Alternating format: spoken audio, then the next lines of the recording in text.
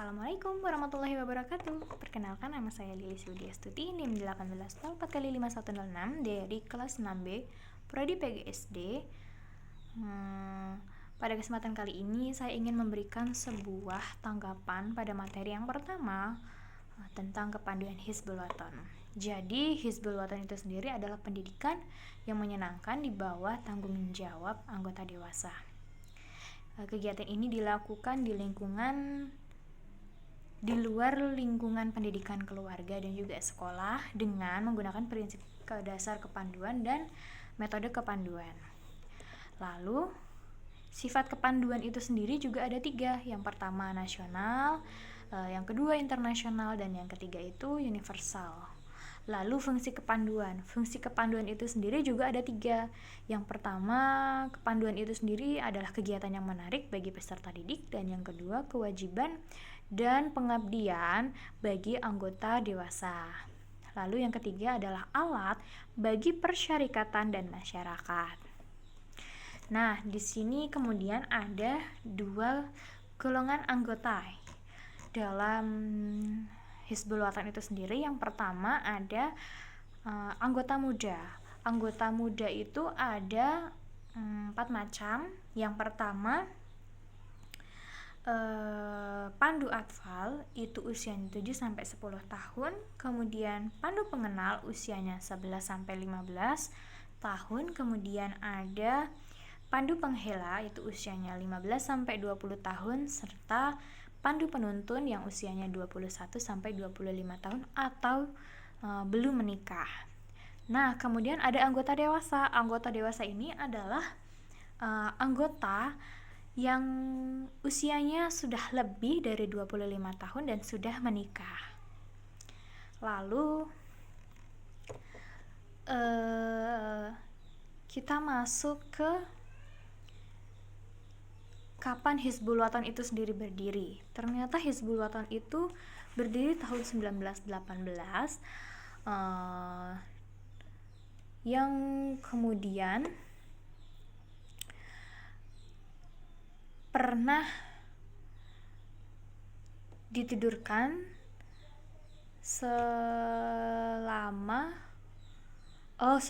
pada tahun 1961 dan kemudian bangkit kembali pada tanggal 18 November 1999. Itu adalah secara singkatnya ya. Kemudian kebangkitan Hizbul Wathan itu sendiri didirikan di Yogyakarta dan berkantor pusat di PP Muhammadiyah. Anggota Hizbul Wathan itu sendiri dihimpun dan membentuk kelompok, kemudian disebut dengan nama kabilah.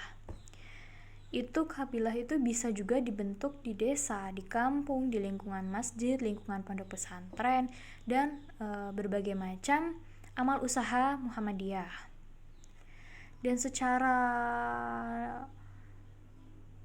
keseluruhan Hizbul Wathan itu juga bisa berdiri di seluruh wilayah Indonesia. Lalu, apa saja kegiatan yang dilakukan Hizbul Wathan? Jadi kesimpulannya yang singkat itu, kegiatan Hizbul Wathan itu adalah menyiapkan membina anak, terus remaja dan pemuda untuk memiliki akidah, mental dan fisik, berilmu dan berteknologi, serta berakhlakul karimah, dengan tujuan untuk mewujudkan pribadi muslim yang sebenar-benarnya dan siap menjadi karakter persyarikatan umat dan bangsa. Lalu kegiatan Hizbul Wathan ini juga dilakukan secara sangat luas gitu, tidak hanya dilakukan di lingkungan sekolah ataupun rumah. Jadi kegiatan ini juga memang dilakukan di luar ruangan, serta kegiatan ini menyesuaikan perkembangan zaman serta usia dari masing-masing anggota. Lalu Hizbul Wathan ini sendiri adalah organisasi yang tidak berpolitik dan tidak di bawah naungan kendali partai politik manapun.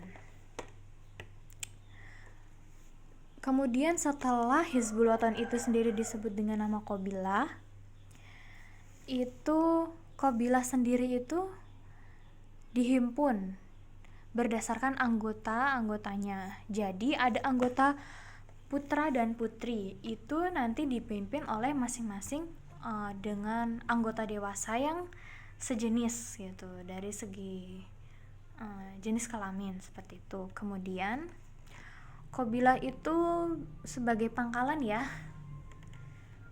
ada di desa, di kampung, seperti yang tadi sudah saya katakan, di lingkungan masjid, pondok pesantren, atau lembaga pendidikan serta amal usaha Muhammadiyah. Baik, jadi sejarah singkat dari kepanduan Hizbul Wathan adalah yang pertama, kepanduan di dunia diciptakan oleh Baden-Powell di tahun 1907 di Inggris dan berkembang ke seluruh dunia. Lalu di tahun 1912 karena Belanda datang ke Indonesia untuk menjajah, nah kemudian ada tokoh dari kepanduan Belanda itu mendirikan NPO. Lalu karena situasi perang pada saat itu, komunikasi antara kepanduan NPO di Indonesia dengan di pusat itu cukup sulit. Kemudian berubah nama menjadi NIPV pada tahun 1914. Lalu dengan seiring berdiri dan berjalannya organisasi Budi Utomo di tahun 1998 yang merupakan kebangkitan dan tonggak sejarah bangsa Indonesia, Mangkunegara bersama dengan Pangeran Surjobroto itu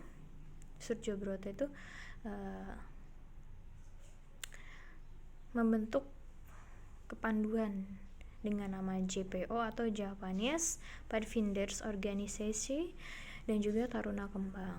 Nah, ada cerita menarik di tahun 1918, yaitu saat Kiai Haji Ahmad Dahlan ada di Solo. Beliau sepulang pengajian bersama pemuda bernama Mulyadi. Kiai Haji Ahmad Dahlan itu seketika terlintas dan berkeinginan kalau Muhammadiyah dididik seperti mereka. Karena apa? Mereka itu saat itu sekelompok pemuda yang sedang berbaris berseragam, yang merupakan gabungan dari NIPV, JPO, serta Taruna Kembang tadi ya. Jadi inginnya Kiai Haji Ahmad Dahlan mendidik pemuda Muhammadiyah seperti itu dengan semata-mata tujuannya untuk mengabdi kepada Allah semata. Lalu kemudian Mulyadi itu mengumpulkan pemuda Muhammadiyah dan segera latihan di halaman Masjid Agung Solo dengan seragam yang seadanya. Kemudian Kiai Haji Ahmad Dahlan itu menunjuk kepala sekolah SD Muhammadiyah Suronatan dan juga SD Muhammadiyah Bau Sasran untuk menjadi guru. Nah, pada saat itu resmi lahirlah Pathfinder Muhammadiyah baik di Solo dan Jogja. Lalu untuk latihannya itu sendiri dilakukan setiap Ahad sore untuk guru-gurunya di SD Muhammadiyah Suronatan, yang kemudian selanjutnya diserahkan kepada anak-anak dan orang dewasa dengan menggunakan seragam itu, kemeja drill kaki, celana biru tua, kacu merah tua, bintik-bintik hitam, itu atas usaha Haji Nawawi. Oke, baik. Pemberian nama ini adalah proses pemberian nama ya dari Hizbul Wathan itu. Yang pertama, pada saat itu ada pertemuan di rumah Bapak Hildi Kauman dan atas prakarsa Bapak Hajid diusulkan kalau nama Pathfinder Muhammadiyah itu dirubah saja menjadi Hizbul Wathan Pathfinder, yang artinya cinta tanah air. Sejalan juga sih dengan jiwa perjuangan melawan penjajah di saat itu di tahun 1920. Oke. Kali ini adalah cerita tentang beberapa periode-periode ya pada Hizbul Wathan itu sendiri di masa yang pertama, periode kebangkitan bangsa.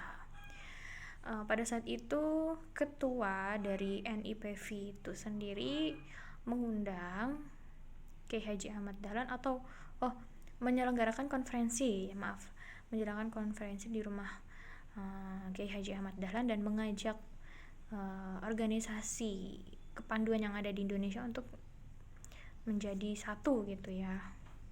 Tapi itu ditolak, usulan itu ditolak karena keyakinan dari Kiai Haji Ahmad Dahlan sendiri tidak sesuai prinsipnya dengan prinsip Muhammadiyah dengan NIPV itu sendiri. Karena kalau NIPV itu berorientasi pada kepentingan kolonial. Kemudian pada tahun 1912 istilah Padvinder atau Panvinderij itu diubah menjadi pandu atau kepanduan di saat Kongres Pandu Siap itu ya oleh Kiai Haji Agus Salim. Yang kedua ada pada saat periode masa penjajahan Jepang. Di masa penjajahan Jepang itu sendiri, Jepang melarang seluruh kegiatan organisasi kepanduan yang ada di Indonesia, dengan gantinya dia membentuk suatu gerakan Seinendan. Kemudian ada di periode masa kemerdekaan. Nah, di periode masa kemerdekaan ini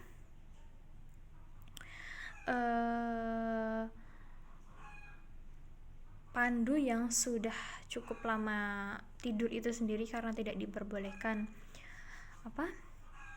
hidup lagi gitu ya, dan karena sudah digantikan Seinendan, maka pada tanggal 27 sampai 29 Desember itu di Solo itu pas ada kongres itu Kesatuan Kepanduan itu membentuk suatu atau membentuk dan bergabung ya, semuanya itu menjadi Pandu Rakyat Indonesia pada saat itu. Nah, kemudian